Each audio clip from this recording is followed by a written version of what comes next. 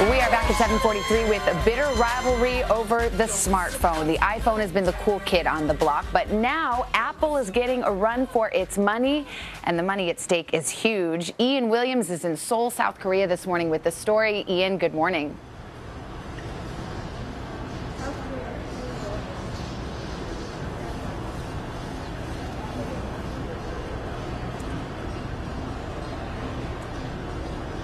Good morning, Savannah, from the nerve center of Samsung Electronics, their HQ here in Seoul, Korea. Now, this area is where they showcase their latest gadgets with which they're taking on the world and determined to challenge Apple's position as the king of cool. Below its gleaming skyscrapers lies gadget heaven, where Samsung displays its latest cutting-edge technology. I'm going to be a movie star. Right. Here we go. From the augmented reality wall Made a mess of that one. to smart windows, Also, who needs to buy blinds anymore? Yeah. where the glass becomes an information display.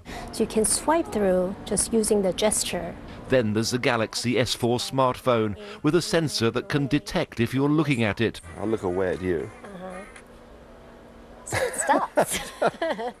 This is Samsung's greatest weapon and the biggest threat to Apple's iPhone. We expect our Samsung presence to be really expand in the U.S. market. Their rivalry is intense, with bitter patent battles fought almost to a stalemate. Apple accusing Samsung of being a copycat. Samsung's hit back with its own legal salvos and mocking commercials. I heard the connector is all digital. What? What does that even mean? The smartphone business is the front line, where together they control half the sales and most of the profits. Apple makes more money, but Samsung is now the world's biggest handset maker and expanding fast.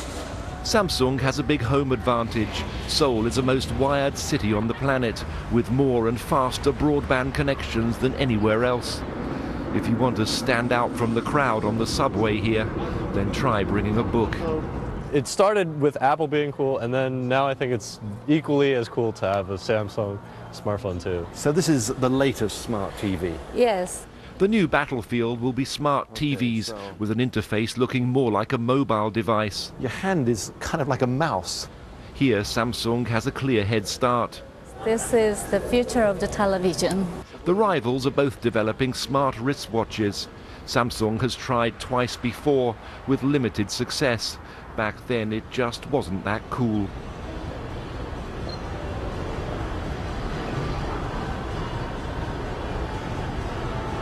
And being cool is ultimately the way to win in this market. Samsung gets that. And I do have a small confession to make, Savannah. I did have a lot of fun in this place.